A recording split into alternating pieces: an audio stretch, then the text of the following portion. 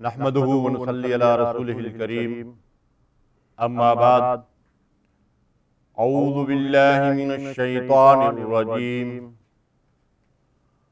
بسم اللہ الرحمن الرحیم ومن آیاته ان خلق لكم من انفسكم ازواجا لتسكنوا إليها وجعل بينكم مودة ورحمة إن في ذلك لآيات لقوم يتفكرون۔ اور اللہ کی نشانیوں میں سے یہ بھی ہے کہ اس نے تمہاری ہی جنس سے تمہارے لیے بیویاں پیدا کی تاکہ تم ان کے پاس سکون حاصل کرو، اور پھر تمہارے درمیان محبت اور رحمت پیدا کر دی۔ اس میں سوچنے سمجھنے والوں کے لیے بہت سی نشانیاں ہیں۔ رب اشرح لی صدری ویسر لی امری واحلل عقدۃ من لسانی یفقہوا قولی سبحانک لا علم لنا الا ما علمتنا انک انت العلیم الحکیم۔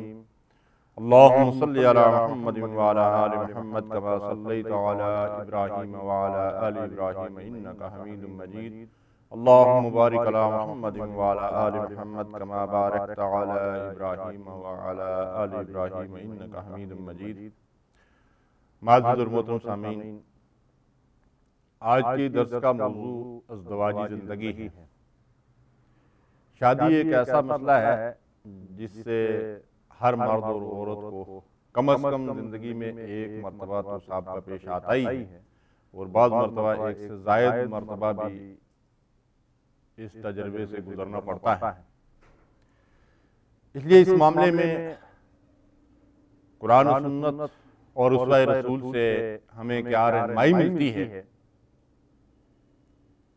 یہی آج کے درس کا موضوع ہے۔ اور اس موضوع کو میں نے 3 عنوانات کے تحت تقسیم کیا ہے۔ شادی اور نکاح کی اہمیت، نکاح کے شرعی اور معاشرتی مقاصد، اور اس کے بعد ازدواجی زندگی کو کامیاب بنانے کے لیے قرآن و سنت سے کچھ رہنما اصول انشاءاللہ آپ کی خدمت میں پیش کیے جائیں گے۔ نکاح کی اہمیت کے حوالے سے ایک واقعہ آپ کے سامنے عرض کرتا ہوں، جس سے یہ بات واضح ہوتی ہے کہ اللہ کے نبی صلی اللہ علیہ وسلم نے اسے کس قدر اہمیت دی ہے۔ معروف واقعہ ہے، مختلف دروس میں آپ اسے بارہا سن چکے ہوں گے کہ نبی صلی اللہ علیہ وسلم کی غیر موجودگی میں 3 اشخاص آپ کے گھر تشریف لائے، اور انہوں نے رسول اللہ صلی اللہ علیہ وسلم کی زندگی کے معمولات کے بارے میں دریافت کیا، اور اس کے بعد ان تینوں نے مختلف چیزوں کے بارے میں اپنا اظہار خیال کیا۔ ان میں سے ایک شخص کہتا ہے کہ میں ساری زندگی رات بھر جاگ کر عبادت کروں گا، رات کو سوؤں گا نہیں، آرام نہیں کروں گا، رات عبادت میں گزاروں گا۔ ایک شخص کہتا ہے کہ میں ہمیشہ روزے رکھوں گا اور کبھی روزہ نہیں چھوڑوں گا، اور ایک شخص کہتا ہے کہ میں شادی نہیں کروں گا، اس لیے کہ شادی کرنے کے بعد آدمی جو ہے وہ بیوی بچوں کے بکھیڑوں میں پڑ جاتا ہے اور عبادت یکسوئی کے ساتھ نہیں کر سکتا۔ تو بظاہر ان تینوں افراد کے جو عزائم ہیں وہ نیکی کے عزائم ہیں، لیکن نیکی میں بھی غلو اسلام کے اندر پسند نہیں کیا گیا کہ اسلام اعتدال اور عدل اور انصاف اور راستی کا دین ہے، اور اس امت کو امت وسط کا نام دیا گیا ہے۔ تو نبی صلی اللہ علیہ وسلم کو جب ان باتوں کا علم ہوا تو آپ نے لوگوں کے سامنے خطبہ ارشاد فرمایا، اور وہاں ان تینوں باتوں کی وضاحت کی، اور ارشاد فرمایا کہ میں رات کو سو کر اپنے جسم کا حق بھی ادا کرتا ہوں، اور رات کو اٹھ کر اللہ کی عبادت بھی کرتا ہوں، یہ میری سنت ہے۔ اسی طرح ارشاد فرمایا کہ میں نفلی روزے بھی رکھتا ہوں اور کبھی نہیں بھی رکھتا، چھوڑ بھی دیتا ہوں، یہ میرا طریقہ ہے۔ اور پھر ارشاد فرمایا کہ میں نے شادیاں کی ہوئی ہیں، میرے بیوی بچے ہیں، میں ان کے حقوق پورے کرتا ہوں، ان کی ضرورتیں پوری کرتا ہوں، یہ میرا طریقہ ہے، یعنی یہ میرا طریقہ زندگی ہے۔ اور اس کے بعد ارشاد فرمایا فَمَن رَغِبَ عَن سُنَّتِي فَلَيْسَ مِنِّي، جو میرے اس طریقے سے انحراف کرے گا وہ ہم میں سے نہیں ہے۔ اس حدیث مبارکہ اور اس واقعہ سے ہمیں یہ رہنمائی ملتی ہے کہ اللہ کے نبی صلی اللہ علیہ وسلم نے ازدواجی زندگی کو اور نکاح کو کس قدر اہمیت دی ہے کہ کتنا ہی نیک جذبہ کیوں نہ ہو، اگر آدمی اس فرض سے جو ہے وہ انحراف کرے اور فرار کی راہ اختیار کرے تو اسلام اسے قطعاً جو ہے وہ پسندیدگی کی نگاہ سے نہیں دیکھتا۔ قرآن مجید میں ہمیں یہ رہنمائی ملتی ہے کہ اللہ تعالیٰ نے ارشاد فرمایا فَانكِحُوا مَا طَابَ لَكُم مِّنَ النِّسَاءِ، پس نکاح کرو ان عورتوں سے جو تمہیں پسند ہوں۔ اس آیت مبارکہ کی بنیاد پہ بعض علماء اور فقہاء نے یہ حکم نکالا ہے کہ شادی واجب ہے، یعنی لازمی اور ضروری ہے، یہ اللہ تعالیٰ کا حکم ہے کہ تم ان خواتین سے شادی کرو جو تمہیں پسند ہوں۔ ایک حدیث مبارکہ ہے جسے بخاری اور مسلم نے روایت کیا ہے کہ اللہ کے نبی صلی اللہ علیہ وسلم فرماتے ہیں اے جوانو، جو شخص تم میں سے شادی کی طاقت رکھتا ہو وہ تو ضرور شادی کرے، کیونکہ شادی نظر کو زیادہ جھکانے والی، یعنی نظر کو بھٹکنے اور نظر بد سے بچانے کا ذریعہ ہے، اور شرمگاہ کو زیادہ محفوظ رکھنے والی چیز ہے، اور جو طاقت یعنی استطاعت نہ رکھتا ہو، اس کے حالات اجازت نہ دیتے ہوں، تو فرمایا کہ وہ روزے کو لازم پکڑے کہ یہ روزے اس کے لیے ڈھال بن جائیں گے۔ یعنی اس حدیث مبارکہ میں بھی ہمیں یہ رہنمائی ملتی ہے کہ جسے استطاعت ہو شادی کرنے کی اسے ضرور شادی کرنا چاہیے، کہ انسان شادی کے بعد ہی جو ہے وہ اپنی حفاظت کر سکتا ہے، نگاہ کو بھی نظر بد سے بچا سکتا ہے اور اپنی شرمگاہ کی بھی حفاظت کر سکتا ہے۔ اللہ تعالیٰ نے قرآن مجید میں مومنین کی جو صفات بیان فرمائی ہیں ان میں سے ایک اہم صفت کو قرآن مجید میں کئی جگہ ذکر کیا گیا ہے وَالَّذِينَ هُمْ لِفُرُوجِهِمْ حَافِظُونَ، کہ یہ مومنین اپنی شرمگاہوں کی حفاظت کرتے ہیں، مرد بھی اور عورتیں بھی، اور اس حفاظت کا بہترین ذریعہ نکاح کے ذریعے سے ازدواجی زندگی اختیار کرنا ہی ہے۔ جب یہ چیز طے ہو گئی کہ ایک آدمی شادی کا فیصلہ کر لیتا ہے تو اس کے بعد سب سے پہلا مسئلہ جو ہے وہ رشتے کا انتخاب ہوتا ہے۔ تو رشتوں کے انتخاب کے سلسلے میں اللہ کے رسول صلی اللہ علیہ وسلم کی طرف سے ہمیں کیا رہنمائی ملتی ہے؟ آج جس دور سے ہم گزر رہے ہیں یہ مادیت کے غلبے کا دور ہے، اور ہم یہ دیکھتے ہیں کہ آج کے دور میں جب شادی لڑکی کا مسئلہ ہو یا لڑکے کا مسئلہ ہو، رشتے کے انتخاب کے لیے اعلیٰ تعلیمی ڈگری تقریباً ناگزیر ہو چکی ہے کہ بی اے سے کم ہو تو لوگ جو ہے وہ رشتے کے لیے پوچھتے ہی نہیں۔ اسی طرح خاندان دیکھا جاتا ہے کہ کوئی اونچا خاندان ہو، اور اس کے ساتھ ساتھ اگر یورپ اور امریکہ کینیڈا کی اگر نیشنلٹی ہو، وہ لڑکی ہو یا لڑکا، تو اس کو ترجیح دی جاتی ہے۔ اس معاملے میں جو ہے وہ بعض اوقات جہیز کا معاملہ بھی جو ہے وہ بڑی اہمیت اختیار کر جاتا ہے کہ لڑکی والے جو ہے بیچارے اس لیے فکر مند ہو جاتے ہیں کہ وہ بچی پیدا ہوتے ہی جہیز جمع کرنا شروع کر دیتے ہیں، اور لڑکے والوں کی خواہش یہ ہوتی ہے کہ جہیز زیادہ سے زیادہ ملے۔ اس لیے آج کے دور میں جہاں اسلامی اقدار جو ہیں وہ مٹتی جا رہی ہیں، وہاں اس معاملے میں بھی ہم اسلامی اقدار اور روایات اور قرآن و سنت کی جو رہنمائی ہے اور رسول اللہ صلی اللہ علیہ وسلم کا جو اسوہ ہے اس سے کافی دور ہٹتے جا رہے ہیں۔ اس معاملے میں اللہ کے نبی صلی اللہ علیہ وسلم کی ہدایت اور رہنمائی کیا ہے کہ آپ نے ارشاد فرمایا کہ جب آدمی رشتہ کرتا ہے تو وہ چار چیزوں کو دیکھتا ہے، یا چار چیزوں میں سے کسی ایک کو دیکھتا ہے۔ ارشاد فرمایا کہ آدمی خاندانی شرافت کو دیکھتا ہے، مال و دولت کو دیکھتا ہے، اور حسن و جمال کو دیکھتا ہے، اور اس کے ساتھ دینداری کو دیکھتا ہے۔ یہ چار چیزیں ہوتی ہیں جن کی بنیاد پہ آدمی رشتے کا انتخاب کرتا ہے، وہ لڑکی کا رشتہ ہو یا لڑکے کا رشتہ ہو۔ اس میں رسول اللہ صلی اللہ علیہ وسلم نے ارشاد فرمایا کہ تم دینداری کو ترجیح دو تمہارا بھلا ہوگا۔ سبحان اللہ، یعنی سارے معاملات میں دینداری کو ترجیح دو تو تمہارا بھلا ہوگا۔ یہ بھی بخاری اور مسلم کی روایت ہے، اس سے آپ اندازہ لگا سکتے ہیں کہ رشتے کے انتخاب میں رسول اللہ صلی اللہ علیہ وسلم نے ہماری کیا رہنمائی فرمائی ہے۔ اور آج کے دور میں ظاہر ہے کہ یہ بڑا مسئلہ ہوتا ہے۔ دیکھیے اس میں جو رسول اللہ صلی اللہ علیہ وسلم کی ہدایت ہے اس کے بہت سارے فائدے ہیں۔ بعض اوقات بچی جو ہے اگر وہ دینی تعلیم کے زیور سے آراستہ ہے، اس کی تعلیم و تربیت اچھی ہوئی ہے، اور کسی بے دین لڑکے کے ساتھ جو ہے وہ اس کا نکاح ہو جاتا ہے تو اس بیچاری کی زندگی جو ہے وہ اجیرن ہو جاتی ہے، اس کے تباہی اور بربادی کا باعث بن جاتا ہے، اسے کبھی زندگی کے اندر سکون نہیں ملتا۔ اور یہی معاملہ ہے اگر لڑکا دیندار ہو اور اسے اگر کوئی مطلب یہ ہے کہ ایسی لڑکی مل جائے جو دین کے بجائے جو ہے وہ دنیا کے معاملات کو اور جدید اور ماڈرن چیزیں جو ہیں ان کی طرف وہ مائل ہو تو وہ لڑکے کے لیے ایک مسئلہ بن جاتا ہے۔ اس لیے اس بات کی کوشش کرنی چاہیے کہ بحیثیت مسلمان جب رشتے کا انتخاب کیا جائے تو اس میں رسول اللہ صلی اللہ علیہ وسلم کی اس اہم ہدایت کو اپنے سامنے رکھا جائے اور اس کے مطابق فیصلہ کیا جائے تو وہی انشاءاللہ دنیا اور آخرت کی خیر اور بھلائی کا موجب ہوگا، اس لیے کہ رسول اللہ صلی اللہ علیہ وسلم نے اس کو بھلائی کا ذریعہ قرار دیا ہے۔ ایک اور روایت میں ہے اللہ کے نبی صلی اللہ علیہ وسلم ارشاد فرماتے ہیں کہ وَلَا أَمَةٌ سَوْدَاءٌ ذَاتُ دِينٍ أَفْضَلُ، سیاہ رنگ کی باندی جو دیندار ہو اللہ کی نگاہ میں اس گوری عورت سے بہتر ہے جو حسن و جمال والی تو ہو لیکن اس کے ساتھ ساتھ دیندار نہ ہو۔ تو اس حدیث مبارکہ میں بھی یہ رہنمائی ملتی ہے کہ ہم دیگر چیزوں کے مقابلے میں دینداری کو جو ہے وہ زیادہ اہمیت دیں۔ اللہ کے رسول صلی اللہ علیہ وسلم نے فرمایا کہ جب تمہارے پاس کوئی ایسا شخص شادی کا پیغام لائے جس کے دین اور اخلاق کو تم پسند کرتے ہو تو اس سے شادی کر دو، تم ایسا نہ کرو گے تو زمین میں فتنہ اور بڑی خرابی پیدا ہوگی۔ ترمذی کی یہ روایت ہے۔ یعنی اس کا مطلب یہ ہے کہ شادی کے جب قابل ہو جائیں لڑکیاں اور لڑکے تو پھر ان کی شادی میں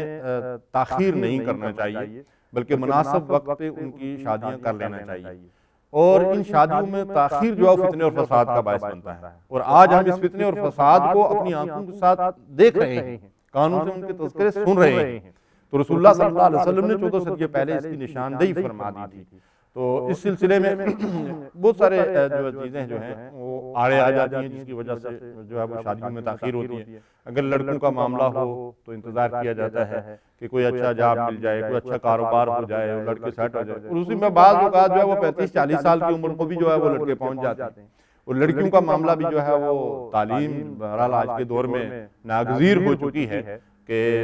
کم از کم BA کی ڈگری تو جو ہے وہ ہونی ہی چاہیے، اور یہاں تک نوبت آتی ہے کہ وہ تعلیم اور اس کے بعد اگر وہ بچیاں ملازمت شروع کر دیتی ہیں تو بعض والدین ایسے ہوتے ہیں کہ وہ پیسوں کی لالچ میں پھر ان کی شادیاں روک دیتے ہیں۔ بعض والدین کا مسئلہ یہ ہوتا ہے جی کہ کوئی خدمت کرنے والا، کوئی دیکھ بھال کرنے والا نہیں، والدین بوڑھے ہیں اور وہ کسی بچی کو جو ہے اپنی خدمت کے لیے بٹھائے رکھتے ہیں، تو یہ بڑا ظلم ہے، بڑی زیادتی ہے۔ اور اس میں یہ نوبت یہاں تک آتی ہے کہ وہ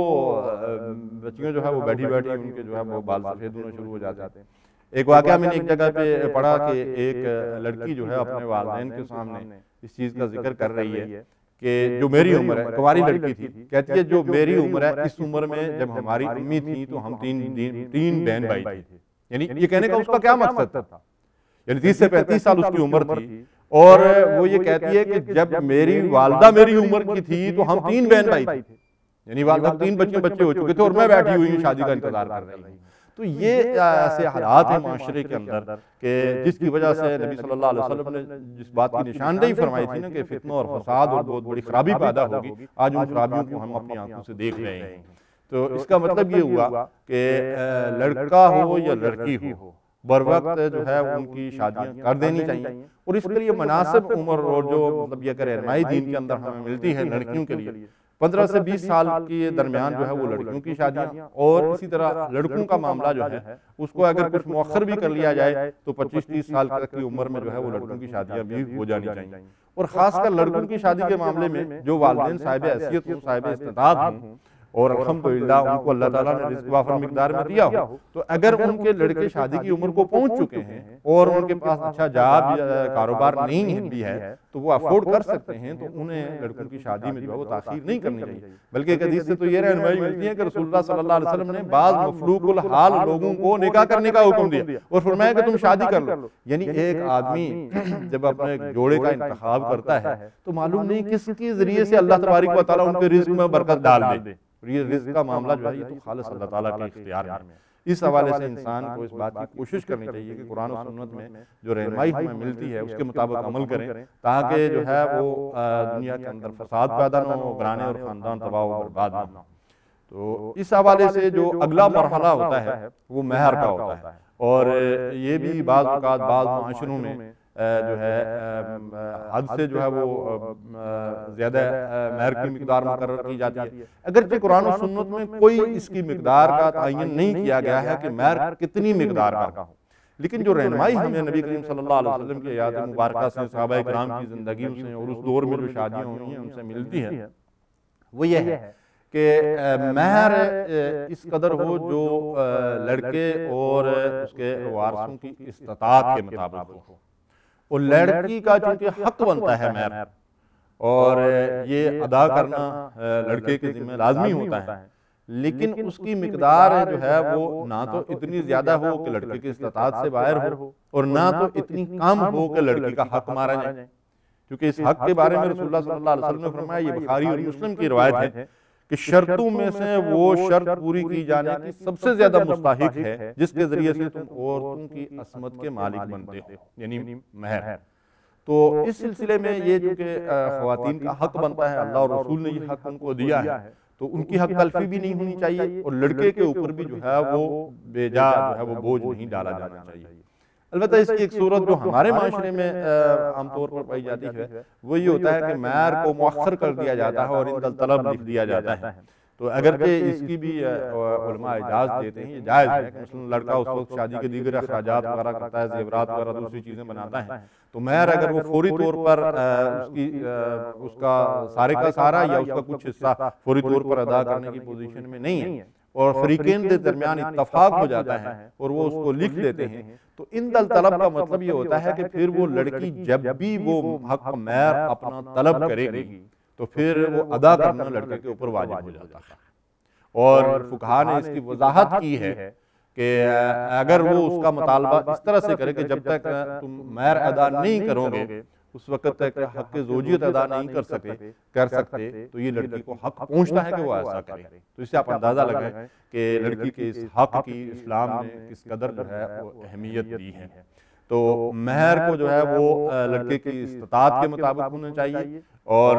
بہتر یہ ہے کہ کسی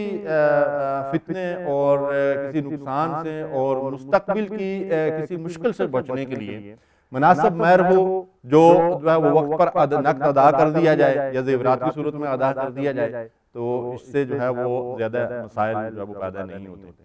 ہمارے معاشرے میں بعض جگہوں پہ یہ دیکھا گیا ہے کہ مہر کو محض ایک پھندے کے طور پر جو ہے وہ اختیار کیا جاتا ہے، اور ایک شادی ہوتی ہے اس میں لاکھوں کے حساب سے مہر جو ہے وہ مقرر کر دیا جاتا ہے، اور لڑکے کی استطاعت ہو سکتا ہے کہ ہزاروں میں بھی دینے کے نہ ہو۔ اس کا مقصد یہ ہوتا ہے کہ جی نہ کسی کا مطلب یہ ہے کہ لینے کا پروگرام ہوتا ہے اور نہ کسی کا دینے کا پروگرام ہوتا ہے، تو یہ بات بالکل غلط ہے، یہ شریعت کے جو مقاصد ہیں اس کے بالکل منافی ہے۔ اس میں مقصد یہ ہوتا ہے کہ اگر لڑکا کبھی جو ہے وہ لڑکی کو طلاق دینا چاہے تو پھر اس سے جو ہے وہ مہر کا مطالبہ کر دیا جائے گا، اور اس میں بعض اوقات اتنے فساد رونما ہوتے ہیں۔ میں خود ایک واقعے کا یعنی شاہد ہوں کہ اس میں مہر اتنا زیادہ تھا اور لڑکی کچھ عرصہ بھی جو ہے وہ مطلب یہ ہے کہ سال بھی شاید جو ہے وہ اپنے سسرال میں جو ہے وہ لڑکے کے ساتھ نہیں رہ سکی، اس نے جو طلاق کا مطالبہ کر دیا، اور لڑکے والوں کی استطاعت ہی نہیں تھی کہ وہ اتنا زیادہ مقدار میں مہر دے سکیں، اور وہ 10 سال سے زیادہ عرصہ جو ہے وہ عدالت کے اندر کیس چلتا رہا، اور وہ قسطوں میں اس نے وہ مہر ادا کیا۔ اب وہ لڑکی وہیں پہ بیٹھی جو ہے وہ اس مہر کی وصولی کا انتظار کیے گا، اس کیس کے ختم ہونے کا انتظار کرتے ہوئے جو ہے وہ بوڑھی ہو گئی۔ تو اس طرح سے وہ بہت بڑے مسائل معاشرتی طور پر اور خاندانی طور پر پیدا ہوتے ہیں۔ ان مسائل سے بچنے کا راستہ قرآن و سنت کی رہنمائی کے سوا اور کچھ نہیں ہے۔ جب ہم قرآن و سنت کی رہنمائی سے اسوہ رسول سے انحراف کرتے ہیں تو اس سے جو ہے وہ گھروں کے اندر، خاندانوں کے اندر، معاشرے کے اندر مسائل پیدا ہوتے ہیں۔ تو اگر ہم اس میں اسوہ رسول کو اپنے سامنے رکھیں تو اس میں جو ہے وہ ہمارے لیے جو ہے وہ ہر طرح کی جو ہے وہ عافیت ہے۔ اللہ کے نبی صلی اللہ علیہ وسلم فرماتے ہیں کہ بہترین مہر وہ ہے جو معمولی ہے، یعنی کم سے کم مہر اگر جو ہے وہ اختیار کیا جائے تو اس کو رسول اللہ صلی اللہ علیہ وسلم نے بہترین مہر قرار دیا ہے۔ تو میں نے آپ سے عرض کیا کہ اس کی کوئی زیادہ سے زیادہ مقدار یا کم سے کم مقدار مقرر تو نہیں ہے، لیکن واقعات ہمیں ایسے ملتے ہیں کہ زیادہ مہر بھی رکھا گیا، اور جو کم سے کم مہر کی مقدار ہمیں احادیث میں ملتی ہے اس میں ایک شخص کا مہر یہ بھی رکھا گیا کہ جب اس سے پوچھا رسول اللہ صلی اللہ علیہ وسلم نے کہ آپ کے پاس مہر میں دینے کے لیے کچھ بھی نہیں ہے، ایک ایک چیز کر کے اس نے کہا میرے پاس یہ بھی نہیں ہے، یہ بھی نہیں ہے، روپیہ پیسہ بھی کچھ نہیں ہے، تو رسول اللہ صلی اللہ علیہ وسلم نے ان کا نکاح کس چیز کے عوض میں کروا دیا کہ وہ قرآن مجید کا کچھ حصہ جو ہے وہ اپنی بیوی کو سکھا دیں گے، یہ ان کا مہر مقرر کیا گیا۔ تو کم سے کم مقدار جو ہے وہ اتنی بھی ہمیں ملتی ہے۔ تو یہ دراصل اس دور میں انتہائی سادگی سے لوگ زندگیاں گزارتے تھے، اور مال و دولت کی ریل پیل جس طرح کے آج کے زمانے میں ہے یہ نہیں تھی، تو اس میں جو ہے وہ کم سے کم مقدار کا بھی ہمیں ثبوت ملتا ہے، اور جو لوگ کھاتے پیتے اور صاحب حیثیت تھے تو ان سے زیادہ مقدار میں جو ہے وہ مہر کا ثبوت بھی ہمیں ملتا ہے۔ تو جیسا میں نے آپ سے عرض کیا کہ اس کی کوئی خاص حد مقرر تو نہیں کی ہے۔ بعض لوگ ہمارے ہاں یہ کہتے رہتے ہیں کہ حضرت فاطمہ رضی اللہ تعالیٰ عنہ کا مہر جو ہے وہ 25 درہم یا دینار تھا، تو یہ بات اپنی جگہ جو ہے وہ صحیح نہیں ہے، اس کی کوئی شرعی حیثیت جو ہے وہ نہیں ہے۔ نہیں ہیں۔ تو در حقیقت اگر فاطمہ رضی اللہ تعالیٰ عنہ کے مہر کی کوئی حد تھی بھی تو رسول اللہ صلی اللہ علیہ وسلم نے کسی کو پابند نہیں کیا کہ اتنا ہی مہر ہونا چاہیے۔ تو مہر کے بارے میں یہ ہدایات ہیں جو ہمیں قرآن و سنت سے اور اسوہ رسول سے ملتی ہیں، ان کے مطابق عمل کرنا چاہیے کہ مہر لڑکے کی استطاعت کے مطابق ہو، اور بہتر یہ ہے کہ اس کو پہلے ادا کر دیا جائے، اور اگر عند طلب ہو تو پھر بہرحال یہ ہے کہ وہ لڑکی کا حق بنتا ہے، اس پہ کسی قسم کا دباؤ نہیں ڈالا جانا چاہیے کہ وہ کسی طریقے سے جو ہے وہ اس کو اس سے مہر معاف کروا لیا جائے۔ ہاں وہ خود اگر اپنی رضامندی سے معاف کر دے تو وہ بالکل قرآن کی روح سے جو ہے وہ اس سے معاف کرنے کا وہ حق رکھتی ہے، اور وہ معاف کر دے تو بہرحال وہ اللہ بھی معاف ہو جاتا ہے۔ اس کے بعد جو ایک مرحلہ ہوتا ہے شادی میں وہ ہے رخصتی اور ولیمے کا۔ اس سلسلے میں شریعت ہماری کیا رہنمائی کرتی ہے؟ اگر ہم دیکھیں تو نبی صلی اللہ علیہ وسلم اور صحابہ کرام کی زندگیاں بہت سادہ زندگیاں تھیں۔ کھانے پینے کا معاملہ ہو، رہائش کا معاملہ ہو، خوراک کا معاملہ ہو، شادی بیاہ کا معاملہ ہو، ہر معاملے میں بڑی ہی سادگی اور عاجزی اور انکساری اور تکلفات سے اور تعیشات سے بالکل پاک زندگیاں تھیں ان کی۔ تو اس سادگی کے عالم میں ہمیں ایسے واقعات ملتے ہیں کہ ان کے ہاں جو شادیاں ہوتی تھی، خواہ رخصتی کا معاملہ ہو یا ولیمے کا معاملہ ہو، تو وہ بڑے جو ہے وہ سادگی سے ان کا جو ہے وہ اہتمام کیا جاتا تھا۔ اور لڑکی کی رخصتی کے موقع پہ بے شک یہ بات اپنی جگہ درست ہے اور ثابت ہے حدیث اور صحابہ کرام کی زندگیوں سے کہ کسی کھانے کا اور دعوت کا کوئی اہتمام جو ہے وہ ہمیں نہیں ملتا ہے۔ لیکن وقت اور حالات کے ساتھ ساتھ معاشرتی روایات جو ہیں وہ تبدیل ہوتی رہتی ہیں، جیسا کہ ہم دیکھتے ہیں کہ آج اور بہت ساری چیزوں کے اندر جو ہے وہ تبدیلی آ چکی ہے۔ اسی طرح سے آج اگر لوگوں نے جو ہے وہ رخصتی کے وقت جو ہے وہ دعوتوں کا اہتمام شروع کر دیا ہے تو اس میں اگر بیجا اسراف اور نمود و نمائش نہ ہو اور مناسب انداز میں اگر کچھ مہمان جو ہے وہ لڑکی والوں کی طرف سے اور کچھ مطلب یہ ہے کہ لڑکے والوں کی طرف سے اکٹھے ہو جائیں اور ان کو کھانا کھلا دیا جائے تو میں نہیں سمجھتا کہ اس کے اندر کوئی مطلب یہ ہے کہ ایسی کوئی شرعی قباحت ہے یا اس کے اوپر جو ہے وہ حرام ہونے کا حکم لگایا جائے۔ بعض لوگ اس معاملے میں جو ہے وہ تشدد کرتے ہیں۔ بے شک عزیمت کا راستہ تو یہی ہے کہ جس کو صحابہ کرام نے اختیار کیا، نبی صلی اللہ علیہ وسلم کی زندگی سے ملتا ہے کہ مثلا لڑکی کی رخصتی کے موقع پر کوئی اہتمام نہ کیا جائے۔ جیسے ڈاکٹر اسرار صاحب ماشاءاللہ پاکستان کے معروف عالم دین اور اسکالر گزرے ہیں، انہوں نے اپنے بچیوں کے نکاح جو ہے وہ مسجد میں کیے اور وہیں سے ان کو رخصت کر دیا اور کسی طرح کا کوئی اہتمام نہیں کیا۔ تو یہ عظیمت کا راستہ ہے، اور اگر اس کو اختیار کیا جائے تو بہت سارے فوائد معاشرے کے اندر اس کے ہو سکتے ہیں کہ وہ لوگ جو بیچارے مطلب یہ ہے کہ شادی کے اخراجات نہ ہونے کی وجہ سے جو ہے وہ بہت سارے مسائل میں الجھے رہتے ہیں، ان کے لیے بھی راستہ آسان ہو جاتا ہے۔ تو اس عظیمت کے راستے کو اختیار کیا جا سکتا ہے اور سادگی کے ساتھ اگر کچھ کھانے پینے کا اہتمام تھوڑا بہت کر لیا جائے تو میں نہیں سمجھتا کہ اس کے اندر کوئی شرعی قباحت ہے۔ اس کے بعد دوسری چیز ہے ولیمہ۔ تو ولیمے کے بارے میں تو سنت میں بالکل رہنمائی ملتی ہے کہ رسول اللہ صلی اللہ علیہ وسلم نے اپنی شادیوں کے بھی ولیمے کیے اور صحابہ کرام کو بھی اس کے کرنے کی ترغیب دی۔ حضور صلی اللہ علیہ وسلم کا واقعہ ملتا ہے کہ آپ کے سامنے آئے عبد الرحمن بن عوف رضی اللہ تعالیٰ عنہ، اور ظاہر ہے کہ یہ کھاتے پیتے صحابی تھے، تو ان سے رسول اللہ صلی اللہ علیہ وسلم نے دریافت کیا تو انہوں نے بتایا کہ میں نے نکاح کیا، شادی کی ہے، تو حضور نے فرمایا کہ ولیمہ کرو اگرچہ ایک ہی بکری کیوں نہ ہو۔ تو اس کا مطلب یہ ہے کہ ولیمہ کرنا جو ہے وہ ضروری ہے، اور رسول اللہ صلی اللہ علیہ وسلم نے اس کی ہدایت فرما رہے ہیں۔ خود رسول اللہ صلی اللہ علیہ وسلم نے حضرت زینب رضی اللہ تعالیٰ عنہا سے نکاح کیا تو ایک بکری سے ولیمہ کیا، اور بعض دوسرے ولیموں کا ذکر بھی ملتا ہے، مثلا صفیہ بنت حیی جو ہے رضی اللہ تعالیٰ عنہا سے جب آپ کا نکاح ہوا تو اس میں گھی، پنیر اور ستو وغیرہ ملا کر ملیدہ تیار کیا گیا اور اس سے جو ہے وہ اس کا اہتمام کیا گیا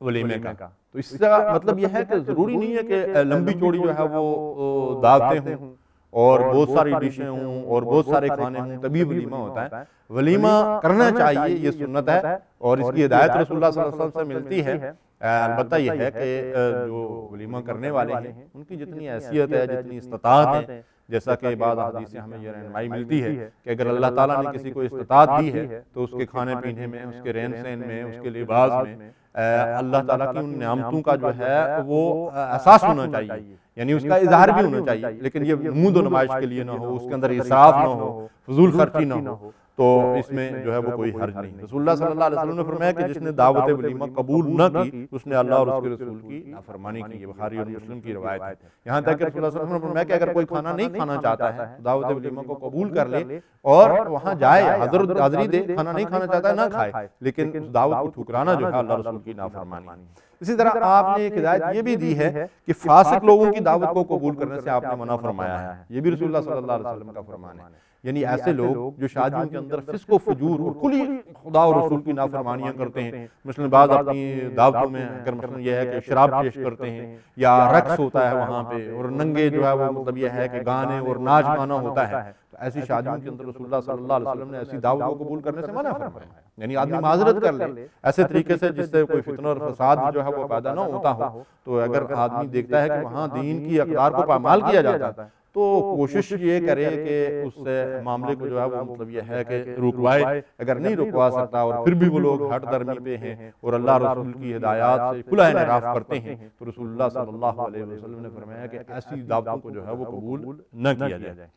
تو ایک اور چیز جو ہمیں رسول اللہ صلی اللہ علیہ وسلم اور صحابہ کی زندگیوں سے رہنمائی ملتی ہے وہ یہ ہے کہ آپ دیکھیں کہ اس دور میں شادی خواہ لڑکی کی ہو یا لڑکے کی ہو، اس کے لیے بہت زیادہ تکلفات سے کام نہیں لیا جاتا۔ میں نے آپ سے عرض کیا نا کہ سادہ زندگیاں تھیں، مثلا حضرت عبد الرحمن بن عوف رضی اللہ تعالیٰ عنہ کی شادی کا واقعہ جو میں نے آپ سے عرض کیا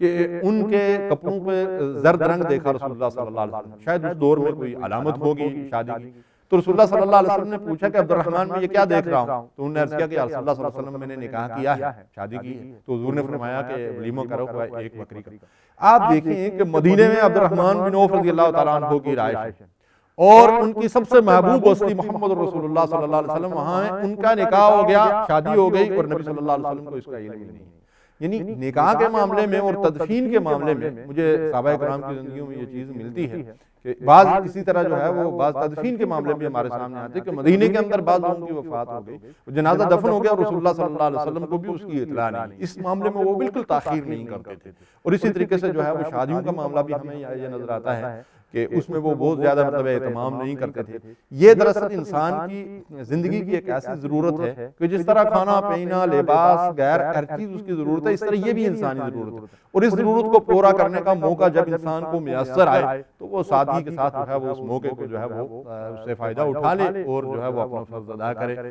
اور اپنی ذمہ داری کو پورا کر لے۔ تو اس سے ہمیں یہ رہنمائی ملتی ہے کہ ان کے ہاں اس معاملے میں جو ہے وہ لمبے چوڑے تکلفات اور اہتمام نہیں ملتے، بلکہ سادگی کے ساتھ یہ معاملات جو ہے وہ کر لیے جاتے تھے۔ تو بہرحال یہ ہے کہ اس سلسلے میں بھی ہمیں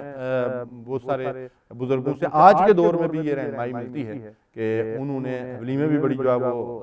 سادگی سے جو ہے وہ کیے ہیں۔ مثلا حال ہی میں کچھ زیادہ عرصہ نہیں گزرا، پاکستان کی ایک معروف شخصیت امیر جماعت اسلامی سید منور حسن صاحب نے اپنے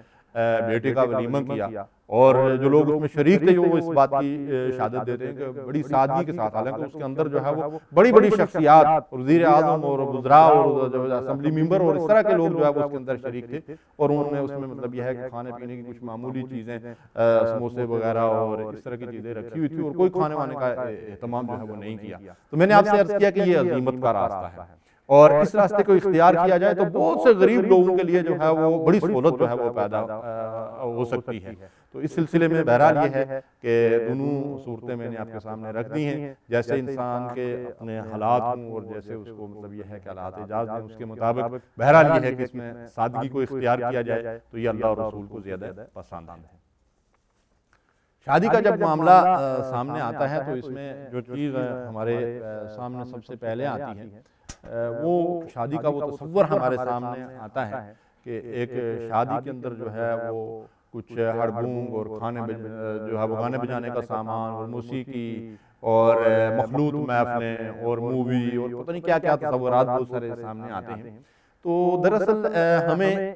اللہ اور رسول کی جو رہنمائی وہ زندگی کے ہر معاملے میں اس کو پیش نظر رکھنا چاہیے، اس لیے کہ ایک مسلمان کو اللہ تعالیٰ نے اس بات کا حکم دیا ہے، یا ایھا الذین آمنوا ادخلوا فی السلم کافۃ، اے ایمان والو پورے کے پورے اسلام میں داخل ہو جاؤ۔ تو پورے کا پورا اسلام میں داخل ہونے کا مطلب یہی ہے کہ زندگی کے ہر معاملے میں اللہ اور اس کے رسول کی جو ہدایت ہے، جو رہنمائی ہے، اس کے مطابق عمل کیا جائے۔ دیکھیے اور شادیوں میں بھی، خوشی کے موقع پر بھی انسان کو اللہ اور رسول کی حدود سے تجاوز نہیں کرنا چاہیے۔ یعنی خوشی جب نصیب ہوئی ہے تو یہ بات بھی یاد رکھنا چاہیے کہ جہاں بجتی ہیں شہنائیاں وہاں ماتم بھی ہوتے ہیں۔ ایک مسلمان کو خوشی کا موقع ہو یا غمی کا، ہر صورت میں جو ہے وہ اسے اللہ اور رسول کی حدود کے اندر رہ کر عمل کرنا چاہیے۔ بعض لوگ جب ان کو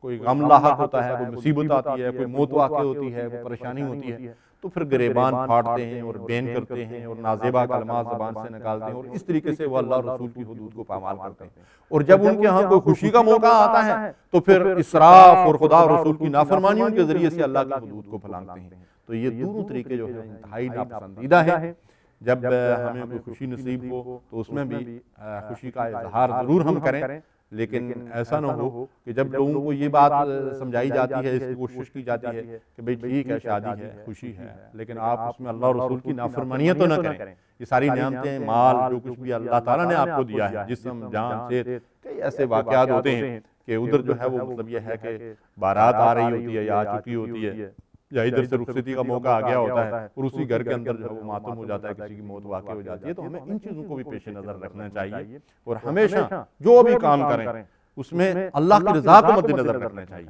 اور اللہ کی ناراضگی سے جو ہے وہ بچنا چاہیے۔ تو اس معاملے میں اسراف اور تبذیر اور گانے بجانے اور موسیقی اور دوسری چیزیں یہ اللہ اور رسول کو ناراض کرنے والی باتیں ہیں، ان سے ہمیں گریز کرنا چاہیے، پرہیز کرنا چاہیے۔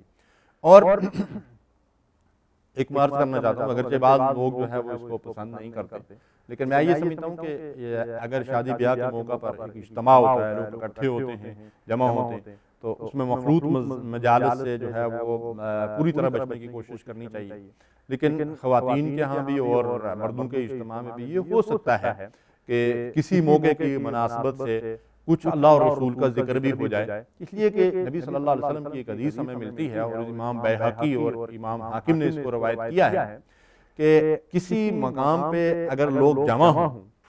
اور وہ اللہ کا ذکر نہ کریں تو ان کا جمع ہونا ایسے ہے جیسے وہ کسی مردے کی لاش کے اوپر جو ہے وہ اکٹھے ہوئے ہیں، کسی مردار کی لاش کے اوپر اکٹھے ہوئے ہیں۔ اور فرمایا کہ وہ مجلس جس میں اللہ اور رسول کا ذکر نہ ہو، پھر ان کے لیے قیامت کے دن حسرت اور ندامت کا باعث ہوگی۔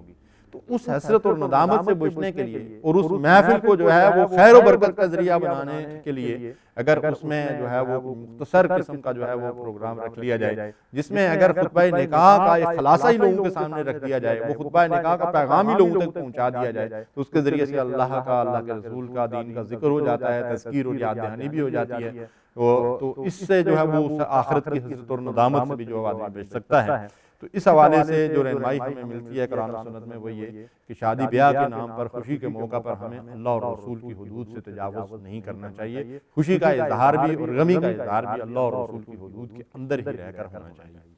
اس کے بعد جو اہم تین چیز ہے وہ شادی کے مقاصد ہیں جو قرآن و سنت کے اندر بیان کیے گئے ہیں۔ اس میں سب سے اہم ترین چیز وہی آیت مبارکہ ہے جو میں نے آپ کے سامنے تلاوت کی ہے، یہ سورہ روم کی آیت ہے، جس میں اللہ تعالیٰ ارشاد فرماتے ہیں وَمِنْ آيَاتِهِ أَنْ خَلَقَ لَكُم مِّنْ أَنفُسِكُمْ أَزْوَاجًا لِتَسْكُنُوا إِلَيْهَا وَجَعَلَ بَيْنَكُم مَّوَدَّةً وَرَحْمَةً إِنَّ فِي ذَلِكَ لَآيَاتٍ لِقَوْمٍ يَتَفَكَّرُونَ۔ اللہ کی نشانیوں میں سے یہ ہے کہ اس نے تمہاری جن سے تمہارے لیے بیویاں پیدا کی تاکہ تم ان کے پاس سکون حاصل کرو، اور پھر تمہارے درمیان محبت اور مودت رکھ دی اللہ تعالیٰ نے، رحمت ڈال دی تمہارے دلوں کے اندر۔ دیکھیے یہ جو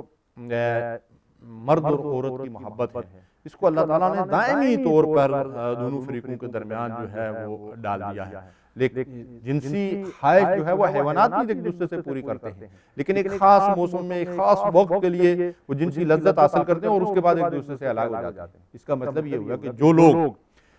مرد اور عورت کے تعلق کو صرف جنسی لذت کا ذریعہ سمجھتے ہیں وہ بالکل حیوانات کے راستے پہ چل رہے ہیں، انسانیت سے اس کا کوئی تعلق نہیں ہے۔ یہ حیوانی خواہش کو پورا کرنے کے لیے وہ بالکل حیوانوں کا راستہ اختیار کیا ہوا ان لوگوں نے، جیسے مغربی معاشروں کے اندر ہوتا ہے، یا ہمارے ہاں بھی جیسے آزاد خیال لوگوں کا خیال ہے۔ تو اللہ اور اس کے رسول نے جو ہدایت ہمیں دی ہے اس کے ذریعے سے یہ مرد اور عورت کے درمیان جو محبت ہے وہ محبت اللہ تعالیٰ نے ایسی رکھی ہے کہ جوں وقت گزرتا جاتا ہے، بلکہ بڑھاپے میں پہنچ کر الحمدللہ اس محبت کے اندر مزید اضافہ ہوتا ہے اور الحمدللہ اسی محبت کے ذریعے سے، باہمی الفت کے ذریعے سے، ایک دوسرے کے اندر جو اللہ تعالیٰ نے رحمت کا جذبہ ڈال دیا، اس کے ذریعے سے ایک گھر کے اندر جو ہے وہ خوشحالی آتی ہے، ایک خاندان جو ہے وہ خوشحال ہوتا ہے، اور پھر بچوں کی تعلیم و تربیت جو ہے وہ آسانی سے بہتر طریقے سے ہوتی ہے۔ تو سب سے پہلا فائدہ اس نکاح کا یہ ہے کہ مرد اور عورت کے درمیان باہمی الفت اور محبت اور سکون اور اطمینان کی ایک خوشگوار فضا جو ہے وہ میسر آتی ہے، جو مستقل نکاح کے بغیر جو ہے کسی اور طریقے سے جو ہے انسان کو حاصل نہیں ہو سکتی۔ اسی طریقے سے شادی جو ہے وہ معاشرتی ضرورت بھی ہے اور جسمانی صحت کی حفاظت، اور نبی صلی اللہ علیہ وسلم کی سنت بھی ہے، جیسا میں نے آپ سے عرض کیا کہ نبی صلی اللہ علیہ وسلم نے فرمایا النکاح من سنتی فمن رغب عن سنتی فلیس منی، نکاح کرنا، شادی کرنا میری سنت ہے، اور جو میری سنت سے انحراف کرے وہ ہم میں سے نہیں۔ اسی طرح شادی دو خاندانوں کے درمیان قربت اور محبت کے رشتوں کو استوار کرنے کا ذریعہ ہے۔ یہ شادیوں کے رشتے کے ذریعے سے دیکھیں آپ کے طبیعہ ہے کہ خاندان بنتے ہیں اور رشتے اور ناطے جو ہیں ان کے اندر اضافہ ہوتا ہے، تعلقات بڑھتے ہیں، تو اس سے جو ہے وہ خاندانوں کے درمیان ایک قربت پیدا ہوتی ہے۔ شادی حسب و نسب کی حفاظت اور نسل انسانی کے ارتقاء اور بقاء اور خاندانوں کے تحفظ کا ذریعہ ہے، یعنی اس کے ذریعے سے نسل انسانی کا ارتقاء ہوتا ہے۔ اور رسول اللہ صلی اللہ علیہ وسلم نے فرمایا کہ تم زیادہ سے زیادہ اولاد پیدا کرو تاکہ قیامت کے دن میری امت جو ہے وہ دوسری امتوں سے زیادہ ہو اور میں اس پہ فخر کروں۔ سبحان اللہ۔ اس کا مطلب یہ ہے کہ ہمیں بچوں کے معاملے میں، ان کی پیدائش کے معاملے میں جو یہود و نصارہ کی سازشیں ہیں اور جو مغربی دنیا ہمیں سبق پڑھا رہی ہے کہ ان کے کھانے کا کیا انتظام ہوگا، ہمیں اس کی قطعاً کوئی فکر نہیں کرنی چاہیے، اس لیے کہ جو انسان دنیا کے اندر آتا ہے، جو زیرو دنیا کے اندر آتا ہے، اس کے دنیا میں آنے سے پہلے اللہ تبارک و تعالیٰ نے اس کی روزی مقرر کر رکھی ہے، اور اللہ تعالیٰ ہر انسان کو دو ہاتھ، دو پاؤں اور آنکھیں اور ہر چیز دے کر دنیا کے اندر بھیجتا ہے، اور رزق اللہ تبارک و تعالیٰ نے جس کا جو مقدر کیا ہوا ہے وہ رزق اس کو ضرور مل کر رہتا ہے۔ ہم دیکھتے ہیں کہ بعض گھرانے ایسے ہیں کہ جہاں جو ہے وہ غریب فیملی ہوتی ہے اور ان کے بچے زیادہ ہوتے ہیں، اور وہی بچے بڑے ہو کر بڑا خوشحال گھرانہ اور خاندان بن جاتا ہے، اور بعض ایک دو ہی ہوتے ہیں اور وہ خستہ حال، اور صبح کی ہوتی ہے تو شام کی نہیں ہوتی، شام کی ہوتی ہے تو صبح کی نہیں ہوتی، اس لیے کہ یہ تقسیم اللہ تعالیٰ کی ہے، اس میں ہمیں مداخلت نہیں کرنی چاہیے۔ ہمیں اپنے معاملات جو ہیں جو ہمارے اختیار میں اللہ تعالیٰ نے دیا ہمیں ان کی فکر ہونی چاہیے، ہمیں اس بات کی فکر نہیں ہونی چاہیے کہ رزق کہاں سے آئے گا۔ رزق تو اللہ تبارک و تعالیٰ آسمانوں سے دیتا ہے، اور جب آدمی اللہ پہ توکل کرتا ہے، اللہ پہ بھروسہ کرتا ہے، تو پھر اللہ تعالیٰ وہاں سے رزق دیتا ہے جہاں سے انسان کا وہم و گمان بھی نہیں ہوتا۔ بلکہ نبی صلی اللہ علیہ وسلم کی طرف سے تو ہمیں یہ ہدایت ملتی ہے کہ بعض لوگوں نے رسول اللہ صلی اللہ علیہ وسلم سے تنگ دستی کا اظہار کیا تو حضور نے فرمایا کہ نکاح کر لو، اللہ تبارک و تعالیٰ اس میں برکت ڈال دے گا، اور اس کے ذریعے سے تمہارے رزق میں اللہ تبارک و تعالیٰ اضافہ کر دے گا۔ اسی طریقے سے شادی جو دو میں نے آپ سے عرض کیا کہ حسب و نسب کی حفاظت اور نسل انسانی کے ارتقاء کا ذریعہ ہے، اور شادی ازدواج کے درمیان مرد اور عورت، اس کے ذریعے سے آج مرد اور عورت جو ہے وہ اپنی عفت اور عصمت کی حفاظت کرتے ہیں۔ قرآن مجید میں اللہ تبارک و تعالیٰ نے محسن اور محسنہ کی اصطلاح استعمال کی ہے مرد اور عورت کے لیے، شادی شدہ مرد اور عورت کے لیے۔ اس کا مطلب یہ ہے کہ گویا نکاح کے ذریعے سے مرد ایک ایسی چار دیواری تعمیر کرتا ہے جس کے اندر عورت اور مرد مل کر رہتے ہیں اور وہ اپنی عزت اور اپنی عفت اور اپنی عصمت کی حفاظت کرتے ہیں۔ تو نکاح گویا کہ جو ہے انسان کو بہت ساری برائیوں سے اور گناہوں سے اور آوارگی سے جو ہے وہ محفوظ کر لیتا ہے، اور انسان اپنے مقاصد زندگی کی تکمیل جو ہے وہ بہتر طریقے سے کرتا ہے۔ اس کے مقابلے میں ہم مغربی معاشروں کو دیکھ رہے ہیں کہ وہاں کیا صورتحال ہے۔ پاکستان کا دورہ کرنے والی ایک امریکن خاتون نے ایک دفعہ اخبار میں ایک بیان دیا تھا، اور وہ کہتی ہے کہ پاکستان میں بیوی اور خاوند کے درمیان جو ذمہ داریوں کی تقسیم ہے یہ امریکی خواتین کا سہانہ خواب ہے۔ اور اس کے بعد وہ کہتی ہے کہ میری ماں، میری ساس، میری نانی اور میری دادی، یہ چاروں اولڈ ہومز کے اندر، اولڈ کیمپس کے اندر جو ہے ایڑیاں رگڑ رگڑ کر مری ہیں بڑھاپے کی عمر میں، اور کوئی ان کے آنسو پوچھنے والا نہیں تھا۔ یعنی یہ اللہ اور رسول کی ہدایات سے اور دین حق سے انحراف کا نتیجہ ہے کہ مغربی معاشرے تباہی اور بربادی کی طرف جا رہے ہیں۔ خاندان وہاں بکھر کر رہ گئے ہیں، اور 12-14 سال کی عمر کے بعد اولاد اور والدین کے درمیان کوئی تعلق جو ہے وہ باقی نہیں رہ جاتا۔ ہر آدمی جو ہے وہ اس کو جدھر ادھر دبیا کہ اس کا رخ ہوتا ہے وہ چل پڑتا ہے، ہر آدمی اپنے بارے میں سوچتا ہے، اسے دوسرے کی کوئی فکر نہیں ہوتی۔ اللہ تبارک و تعالیٰ نے جو دین کی نعمت ہمیں عطا فرمائی ہے ہمیں اس کی قدر پہچاننی چاہیے، اور اس دین کی جو اقدار ہیں ان کو اپنے سینے سے لگائے رکھنا چاہیے، اور ساری زندگی اللہ اور رسول کی ہدایات کے مطابق زندگی کا کوئی بھی مرحلہ ہو، کوئی بھی معاملہ ہو، اللہ اور رسول کی ہدایات کے مطابق ہمیں عمل کرنا چاہیے کہ اسی میں ہمارے لیے خیر و برکت بھی ہے اور دنیا اور آخرت کی بھلائی بھی ہے۔ شادی خاندانی نظام کی حفاظت اور اولاد کی تعلیم و تربیت کا بہترین ذریعہ ہے، ورنہ مغربی معاشروں میں کیا ہو رہا ہے؟ میں نے کئی جگہ یہ حوالہ دیا ہے کہ امریکہ میں ایک 8 سالہ بچے نے ہیلری کلنٹن کو خط لکھا تھا کہ جب سے ہوش سنبھالا ہے ایک شفیق والد کے ہاتھ اور ایک رحیم والدہ کی ممتا کو ترس رہا ہوں۔ اور آپ کو پتہ ہے کہ امریکہ کی بہت پرانی رپورٹ ہے، اس کے اعداد و شمار میرے پاس ہے کہ 8 کروڑ کنواری مائیں جو ہے وہاں پائی جاتی ہیں۔ اب پتہ نہیں ان کے اندر کتنا اضافہ ہو چکا ہوگا۔ تو آخر ان بچوں کے سر پہ دست شفقت کون رکھے گا جن کا پتہ ہی نہیں ہے کہ ان کا باپ کون ہے، اور مائیں بھی بعض اوقات ان کو چھوڑ کر جو ہے وہ چلی جاتی ہیں۔ تو یہ تباہی اور بربادی کی نشانی ہے، اور مغربی معاشرہ یہ یقینی بات ہے جو تباہی اور بربادی کی طرف جا رہا ہے۔ تو الحمدللہ اسلام جو ہے وہ بہت بڑی نعمت ہے، اور اس کی جو ہدایات ہیں ان کے اوپر عمل کرنا ہی نجات اور فلاح اور کامیابی اور خوشحالی کا ذریعہ ہے۔ تو یہ وہ عظیم مقاصد ہیں جو اللہ اور رسول نے ہمیں بتائے ہیں شادی کے۔ ان مقاصد کے حصول کے لیے قرآن و سنت میں جو ہے ہمیں کچھ رہنما اصول ملتے ہیں، ان کے اوپر اگر ہم عمل کریں تو ہم اپنی ازدواجی زندگی کو اور شادی کے بعد کی زندگی کو بڑا خوشحال اور خوشگوار بنا سکتے ہیں، اور دنیا اور آخرت کی کامیابیاں حاصل کر سکتے ہیں۔ اس میں جو سب سے پہلی بات ہے وہ یہ کہ یہ صرف شادی کرنے کے بعد یا شادی کا معاملہ ہی نہیں، بلکہ ہم میں سے ہر ایک کو اپنی زندگی کے ہر معاملے میں سب سے پہلی چیز یہ سوچنی چاہیے کہ اس کا مقصد حیات کیا ہے، اس کا مقصد زندگی کیا ہے۔ اس کو اللہ تعالیٰ نے انسان بنایا، اس کو اللہ تعالیٰ نے اسلام کی نعمت عطا فرمائی، وہ مسلمان ہے، تو اس کی زندگی کا مقصد کیا ہے؟ جب زندگی کے مقصد کا تعین ہو جائے تو پھر زندگی کا ہر معاملہ اسی مقصد کو سامنے رکھ کر جو ہے اس کو طے کرنا چاہیے۔ خوشی کا معاملہ ہو، غمی کا معاملہ ہو، کاروبار کا ہو، تجارت کا معاملہ ہو، تعلیم کا ہو، لین دین کا معاملہ ہو، رشتے ناتوں کا معاملہ ہو، تعلیم، زندگی کا ہر معاملہ جو ہے اسی مقصد حیات کے گرد گھومنا چاہیے۔ وہ مرکزی نقطہ ہو ہماری زندگی کا کہ یہ میری زندگی کا مقصد ہے، اور مجھے جو عمل بھی کرنا چاہیے اپنے مقصد حیات کو سامنے رکھ کر کرنا چاہیے۔ تو میرے بھائی اور بزرگوں، وہ مقصد حیات کیا ہے؟ وہ مقصد حیات اللہ کی رضا حاصل کر کے اس کی جنت تک پہنچنا ہے۔ یہ مقصد حیات قرآن و سنت کے ذریعے سے ہمیں ملا ہے۔ وَرِضْوَانُ اللَّهِ اکبر، اللہ کی رضا سب سے بڑی چیز ہے، اور اللہ کی رضا ہی ایک مومن مرد اور مومنہ عورت کے پیش نظر ہونی چاہیے کہ اس نے اپنے رب کو راضی کرنا ہے، اس نے اپنے رب کی رضا حاصل کرنی ہے، اس نے اپنے رب کو خوش کرنا ہے، اور رب کی رضا کے ذریعے سے اس نے جنت تک پہنچنا ہے اور جنت تک رسائی حاصل کرنی ہے۔ تو اگر مرد اور عورت، بیوی اور خاوند سب سے پہلے اللہ اور رسول کی رہنمائی میں اس بات کا تعین کر لیں کہ انہوں نے زندگی کے ہر معاملے میں اس بات کو ترجیح اول کے طور پر دیکھنا ہے کہ ہم نے اپنے رب کو راضی کرنا ہے اور رب کی ناراضگی سے اپنے آپ کو بچانا ہے، اور رب کی رضا کے ذریعے سے جو ہے وہ جنت ہماری جو ہے وہ منزل مقصود ہے۔ تو پھر اس کے بعد زندگی جو ہے وہ آسان ہو جاتی ہے، اور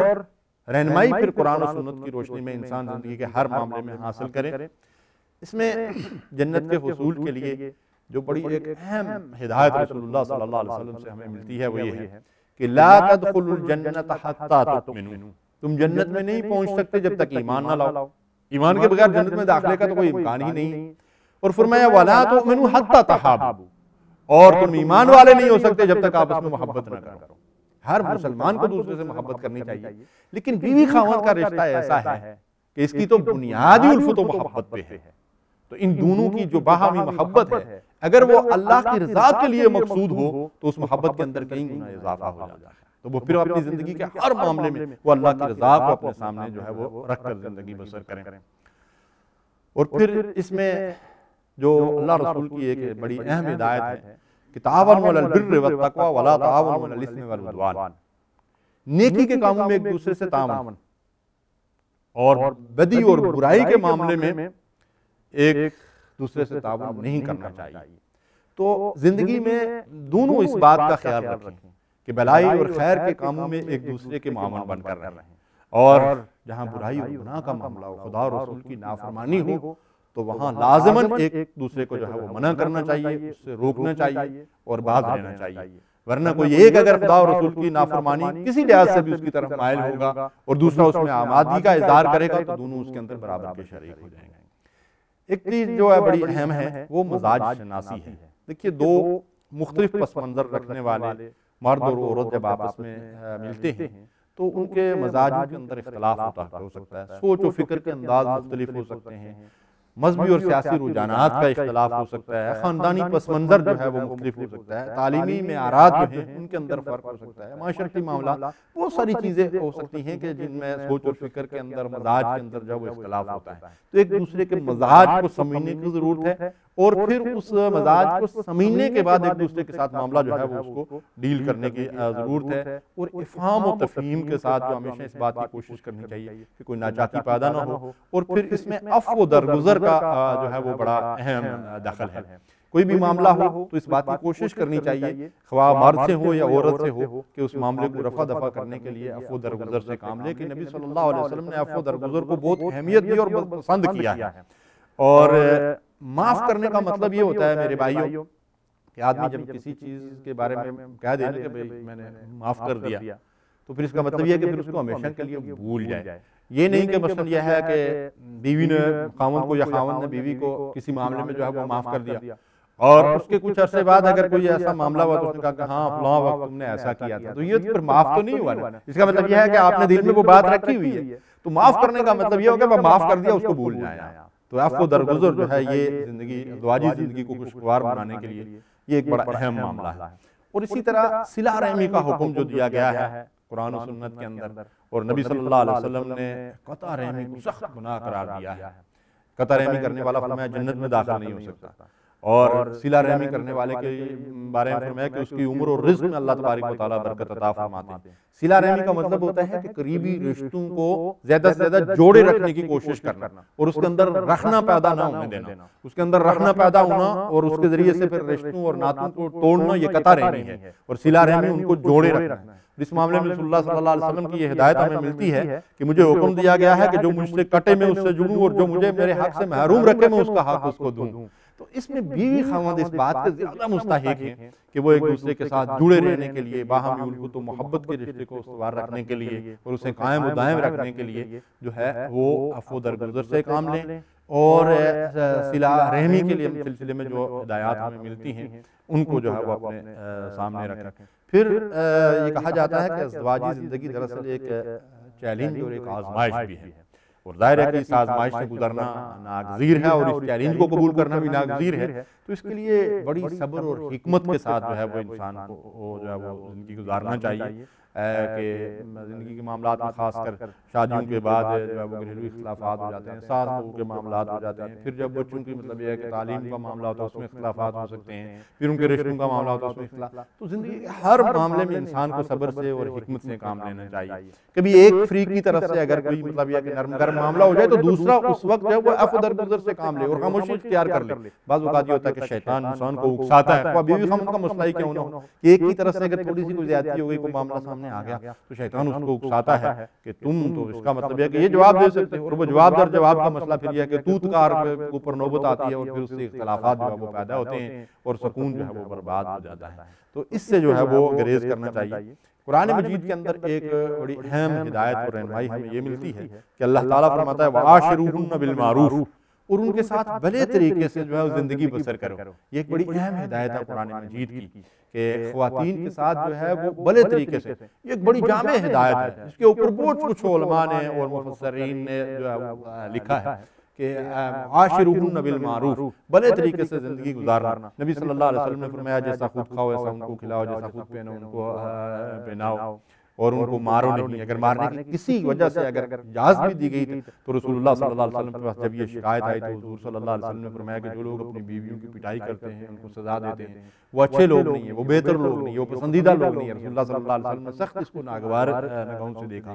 اور اسی طرح رسول اللہ صلی اللہ علیہ وسلم نے فرمایا کہ کوئی مومن کسی مومنہ عورت سے نفرت نہ کرے، اگر اس کی کوئی ایک بات ناپسند ہوگی تو کوئی دوسری باتیں جو اس کو پسند ہوں گی، کون سا انسان ہے جس کے اندر خامی اور کمزوری نہیں ہوتی؟ کوئی انسان کمیوں سے اور خامیوں سے اور کمزوریوں سے پاک نہیں ہے، مرد ہو یا عورت ہو۔ تو مرد اور عورت دونوں کو اس معاملے کو سامنے رکھنا چاہیے کہ ہم انسان ہونے کے ناطے جو ہے وہ کامل نہیں ہیں، کمزور ہیں، ہمارے اندر خامیاں کمزوریاں۔ یہ نہیں کہ آدمی دوسرے کے اندر ہی جو ہے وہ نقطے نکالتا رہے اور دوسرے کے اوپر بھی تنقید کرتا رہے کہ تم نے یوں کیا، تم نے یوں کیا، اپنے آپ کو بھی دیکھنا چاہیے۔ تو اس معاملے میں جو ہے وہ دونوں فریقوں کو اللہ اور رسول کا یہ حکم سامنے رکھنا چاہیے کہ بھلے طریقے سے جو ہے وہ زندگی بسر کرنے کی کوشش کرنی چاہیے۔ رسول اللہ صلی اللہ علیہ وسلم نے فرمایا سب لوگوں سے اچھا وہ شخص ہے جو اپنے اہل و عیال کے ساتھ اچھا ہو، اور میں تم سب سے بڑھ کر اپنی بیویوں کے ساتھ اچھا برتاؤ کرتا ہوں۔ سبحان اللہ۔ اچھے ہونے کی علامت کیا بتائی گئی کہ آدمی اپنے گھر کے اندر اپنے اہل و عیال کے ساتھ، اپنے بیوی بچوں کے ساتھ سب سے اچھا، اور خاص کر اپنی اہلیہ کے ساتھ یہ اس کے اچھا ہونے کی علامت۔ آج کل بعض لوگوں سے جو ہے وہ سنا ہے اور مشاہدے اور تجربے کی یہ بات کہ بعض لوگوں کو جو ہے وہ زیادہ غصہ جو ہے وہ گھر والوں پہ وہ آتا ہے، اور باہم لڑائی جھگڑے اور بیوی کی مار پٹائی اور گالی گلوچ، اور مطلب یہ ہے کہ اس کو برا بھلا کہنا، جس سے گھر کے اندر ایک فساد پیدا ہوتا ہے، بچوں کا مستقبل تباہ و برباد ہوتا ہے۔ لیکن بعض گھروں کے اندر یہ معاملات ہم دیکھتے ہیں، یہ تجربے اور مشاہدے کی بات ہے۔ تو ہمیں اس سلسلے میں یہ دیکھنا چاہیے کہ ٹھیک ہے غصہ ایک انسانی فطرت ہے، وہ غصہ تو انسان کا ضرور آتا ہے، لیکن یہ بھی دیکھنا چاہیے جہاں کہیں ہمارے سامنے کوئی ہم سے زیادہ طاقتور آدمی ہو وہاں تو ہمیں غصہ نہیں آتا۔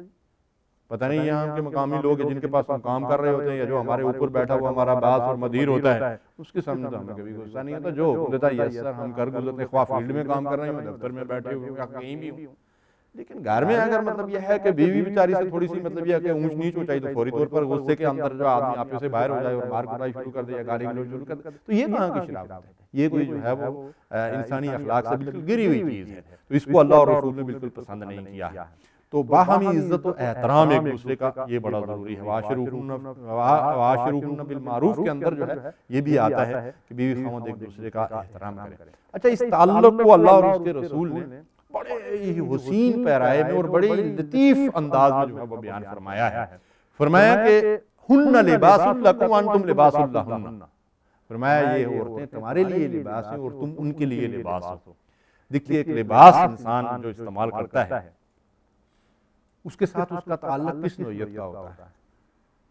وہ اپنے جسم کے ساتھ اس کو لگائے رکھتا ہے، کوئی داغ دبا ہو تو اس کو فوری طور پر صاف کرتا ہے، اس کو جب اتارتا ہے تو ایسے اٹھا کر پھینک نہیں دیتا، بلکہ اس کو جو ہے وہ اچھی طرح سنبھال کر رکھتا ہے، اس کی حفاظت کرتا ہے۔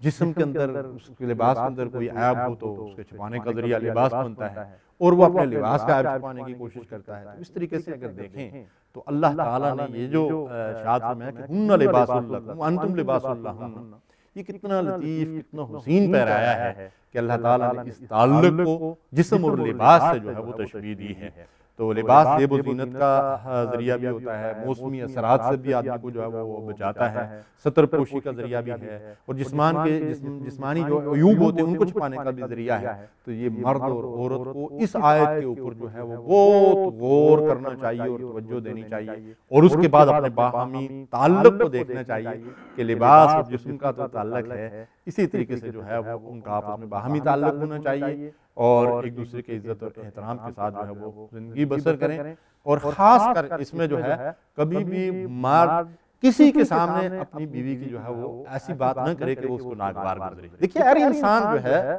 وہ اپنے اندر ایک دل رکھتا ہے اور اس کی انا کو ٹھیس کبھی نہیں پہنچانی چاہیے۔ تو اس سے جو ہے وہ مطلب یہ ہے کہ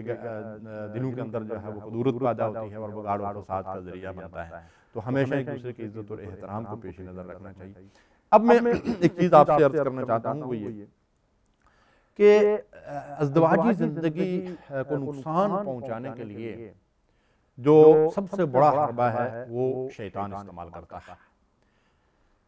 ایک حدیث مبارکہ میں ہمیں یہ رہنمائی ملتی ہے کہ نبی صلی اللہ علیہ وسلم نے فرمایا کہ شیطان اپنا تخت بچھاتا ہے